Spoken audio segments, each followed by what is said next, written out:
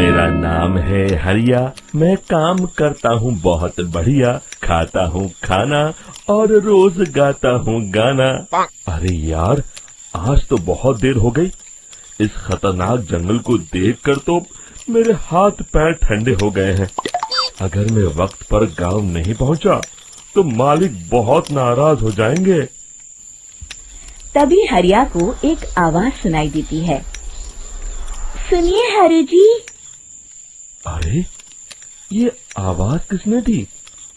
तभी हरिया को सामने कुछ दूर एक औरत खड़ी दिखाई देती है। अरे भाई, ये औरत अकेली इतनी रात को इस जंगल में क्या कर रही है? चलकर पूछना पड़ेगा। फिर हरिया अपनी बैलगाड़ी उस औरत के सामने लाकर रोक देता है और उससे पूछता है।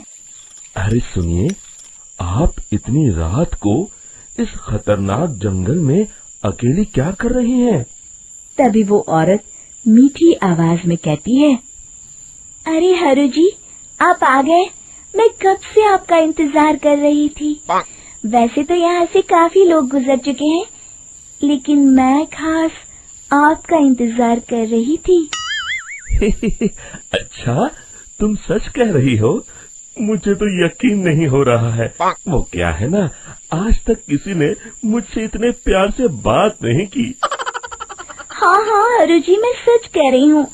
अब देर मत करिए और जल्दी से मुझे मेरे घर तक छोड़ दीजिए। हाँ हाँ, कौन सी बड़ी बात है, अभी छोड़ देता हूँ। आप मेरे पीछे बैलगाड़ी में बैठ जाइए और मुझे रास्ता बताते चलिए। फिर वो औरत हरिया की बैलगाड़ी में बैठ जाती है और हरिया बैलगाड़ी हाँकता हुआ आगे चल पड़ता है। फिर उस औरत के बताए हुए रास्ते पर चलते चलते हरिया बैलगाड़ी लेकर एक काली गुफा के आगे आकर रुक जाता है। हरिया उस औरत से पूछता है, हाँ देवी जी, आपका घर कहाँ है? यहाँ तो एक गुफा के अलावा और कुछ नहीं है। तभी अचानक वो औरत हवा में उड़ने लगती है। देखते ही देखते उसका सुंदर रूप एक डरावनी चुड़ैल में बदल जाता है और वो जोर जोर से हंसती है। अरे तू तो एक नंबर का बेवकूफ निकला। तू तो बड़ी आसानी से मेरी बातों में आ गया। अरे मर गया रे, ये तो एक चुड़ैल है। हे भगवान बचा ले, ये तो बड़ी डरावनी दिखाई दे रही है। और फिर अगले ही पल हरिया की बैलगाड़ी में रखा सारा सामान हवा में उड़ता हुआ उस काली गुफा के अंदर चला जाता है और वो चुड़ैल भी उस गुफा के अंदर जाकर कहीं गायब हो जाती है। हरिया ये नजारा देख बुरी तरह घबरा और परेशान हो जाता है। अरे, ये चुड़ैल तो मेरा सारा सामान लेकर गुफा में गायब हो गई। अब क्या होगा? अगर मैं गांव खाली हाथ गया तो मालिक मेरी अच्छी खबर लेंगे। मेरी इस बात का कोई यकीन भी नहीं करेगा। फिर आखिर वही हुआ। हरिया के मालिक चंपक सेठ को हरिया की किसी भी बात पर रत्ती भर भी यकीन नहीं हुआ। चंपक सेठ को लगा हरिया झूठ बोल रहा है और उसने ही लालच में आकर सारा सामान हड़प कर लिया है। फिर हरिया को बेईमान समझकर चंपक सेठ उसे काम से निकाल देता है। अगले दिन अपनी दुकान में परेशान बैठा चंपक सेठ गुस्से में बड़बड़ाता है। अरे, दुकान में तो सामान बिल्कुल भी नहीं है। अब मुझे ही शहर जाकर सामान लाना होगा।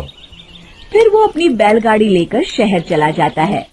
शहर से सामान लेकर जब चंपक सेठ वापस गांव लौट रहा होता है, तभी उसे एक आवाज सुनाई देती है।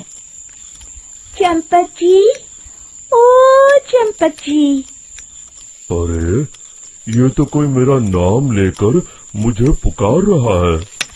फिर उस रास्ते में वही औरत खड़ी दिखाई देती है। फिर क्या था, हरिया की तरह चंपक सेठ भी उस औरत के पास अपनी बैलगाड़ी लेकर जाता है और वो भी उसकी चिकनी चुपड़ी बातों के मुंह जाल में फंस जाता है।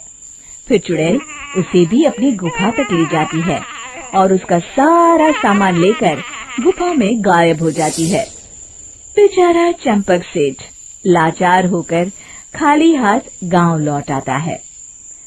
फिर ये उस जंगल में रोज की बात हो जाती है। जो कोई भी शहर से कुछ लेकर गांव की तरफ लौटता, वो चुड़ैल उसे बेवकूफ बनाकर उसका सारा सामान लेकर गुफा में गायब हो जाती। एक दिन हरिया एक लकड़हारे को उसी जंगल की तरफ जाते हुए देखता है।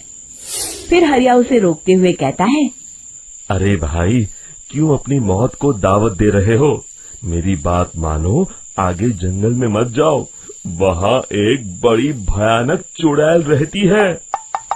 लकड़हारा हरिया की बातों को नजरअंदाज करते हुए कहता है, अरे भाई, मुझे पहले ही बहुत देर हो चुकी है, मुझे जाने दो भाई। शाम तक लकड़ियाँ काट कर शहर के बाजार में बेचना है। तुम अपनी ये कहानी किसी फुर्सत में बैठे इंसान को सुनाओ, मैं तो चला। इतना कहकर लकड़हारा वहाँ से आगे जंगल की तरफ चला जाता है। फिर अगले दिन गांव के मुखिया के घर के बाहर बहुत सारे लोग जमा हो जाते हैं। तभी हाथ में कुल्हाड़ी लिए खड़ा लकड़हारा कहता है, अरे मुखिया जी, अब आप ही हमें बचाइए उस जंगल वाली चुड़ैल से। हमारा सारा काम तो शहर से ही होता है। अरे मुखिया जी, उस चुड़ैल की वजह से तो मैं पूरी तरह बर्बाद हो गया हूँ। हम सबको मिलकर उस चुड़ैल का कोई इलाज करना पड़ेगा। तभी भीड़ में खड़ा वीरा कहता है, आप लोग चिंता मत करिए, कल से वो चुड़ैल किसी को नहीं लूट पाएगी। मेरे पास एक बहुत अच्छी तरकीब है। तभी चंपक सेठ उसका मजाक उड़ाते हुए कहता है, अरे तेरा नाम वीरा है तो क्या हुआ? तूने अभी उस चुड़ैल को देखा नहीं है? जाकर अपना काम कर, बड़ा आया। तब मुखिया जी कहते हैं, नहीं चंपक सेठ, मुझे लगता है हमें इस लड़के को एक मौका देना चाहिए।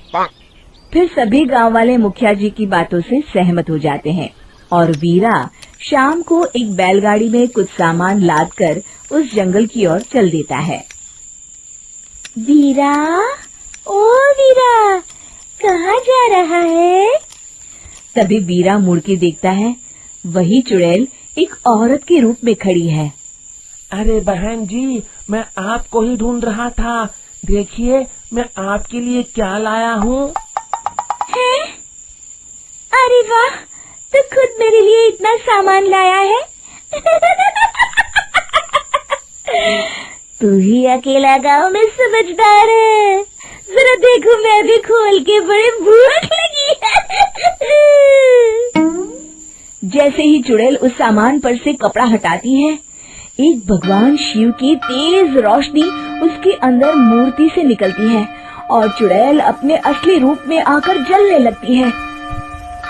अरे मैं जल रही हूँ, बचाओ! बचाओ!